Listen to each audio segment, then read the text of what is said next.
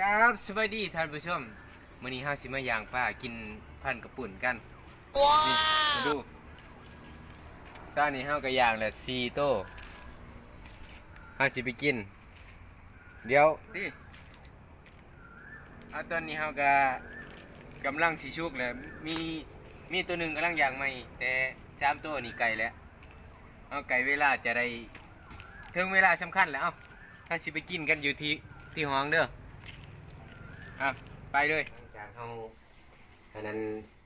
อย่างตะแรงเนาะเรากลับมากินตอนนี้แหละลงมือเลยยาฮู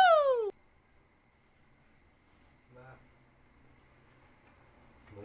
มีมีทั้งซับเลยพ่อแม่พี่น้องโอ้ยตายกินเมียงอีกคือเกาคิดพันกับบุญบ้านเฮาบอกเนี่ย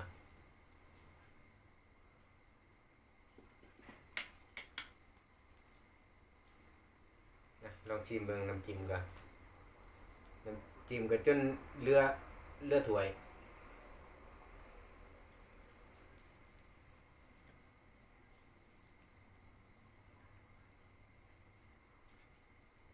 มันนี่ผักโบราณ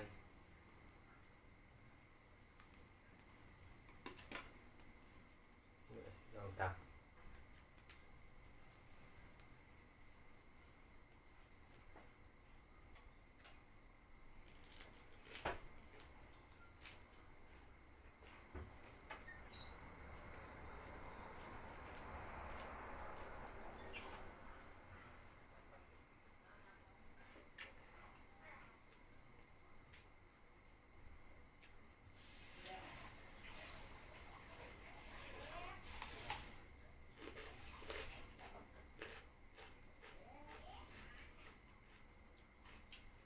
แซ่บหลาย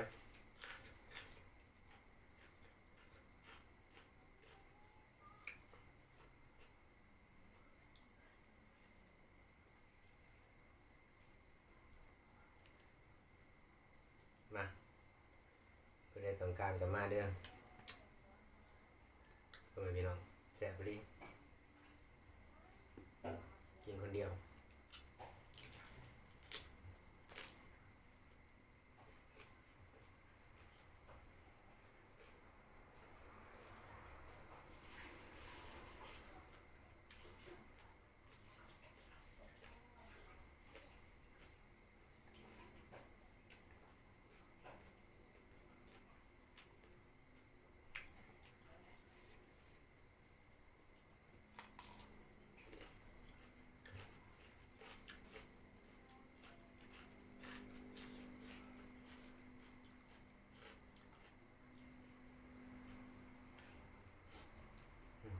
เนื้อข้าว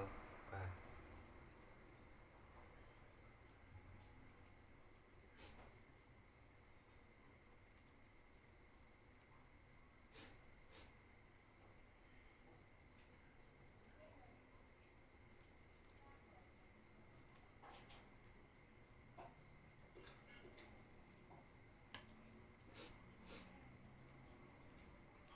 แบบตัวใหญ่เลย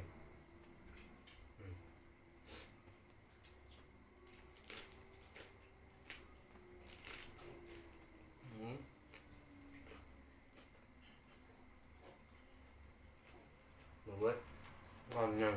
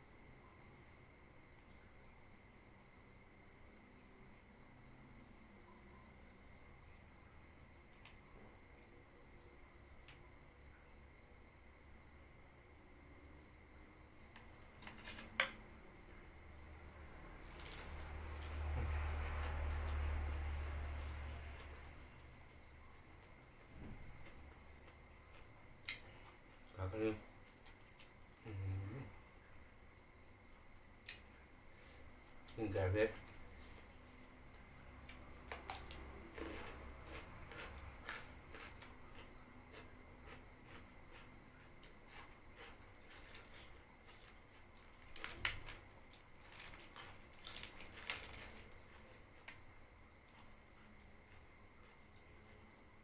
บ้านเนื้อข้าว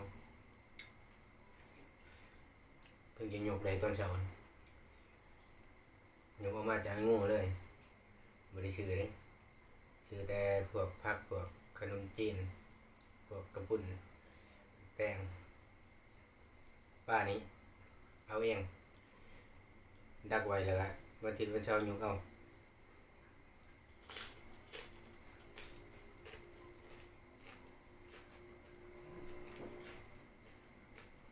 ปลาลาย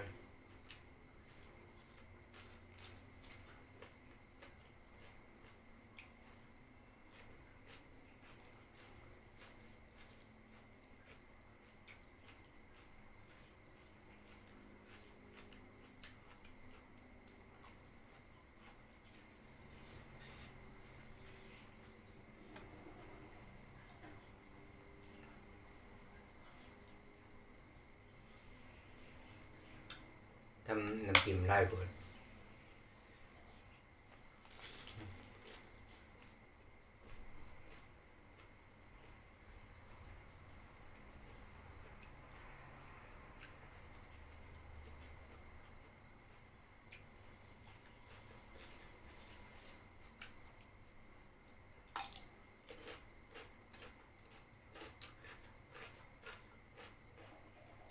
เดี๋ยวนั้นสิผมพูดบ่เก่งพูดไทยบ่แห้งๆพูดลาวเก่ง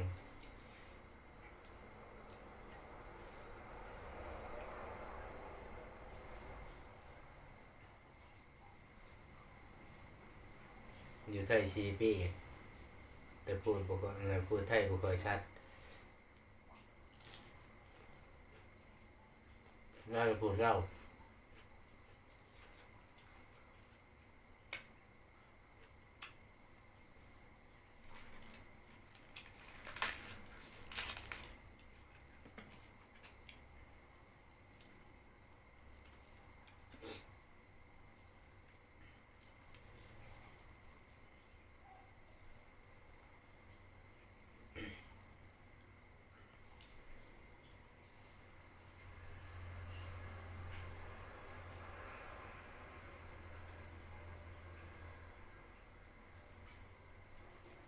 เฮ็ดคำใหญ่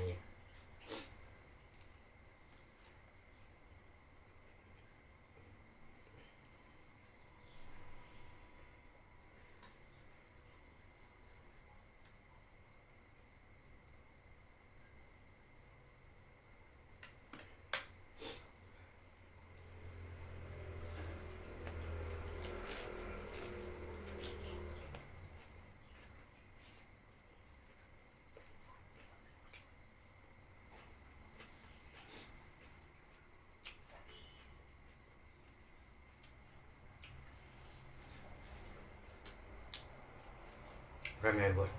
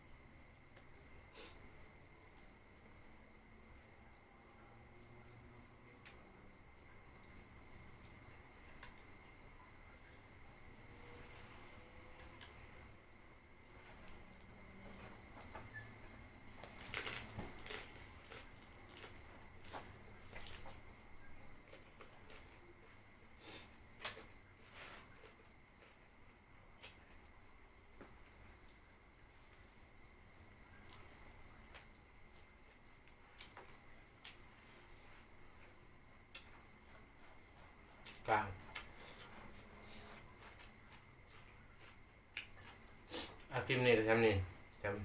พ่อแม่พี่น้องพอกันคลิปหน้าอย่าลืมฝากกดไลค์กดแชร์กดติดตามให้ในเด้อเพราะว่าเฮาจะทำมาได้เดือนแหละแต่บ่ได้ทำจริงจังบ่มีเวลามีแต่ทำงานทุกวันมื้อนี้ก็เลยกินนี่ก็อยากให้พ่อแม่พี่น้องได้เบิ่งได้ชมกับพ่อแม่พี่น้องถูกใจหรือว่าอยากกินแบบข้าพเจ้าก็ทำได้เอาคลิปนี้ก็ทำนี้พบกันคลิปหน้า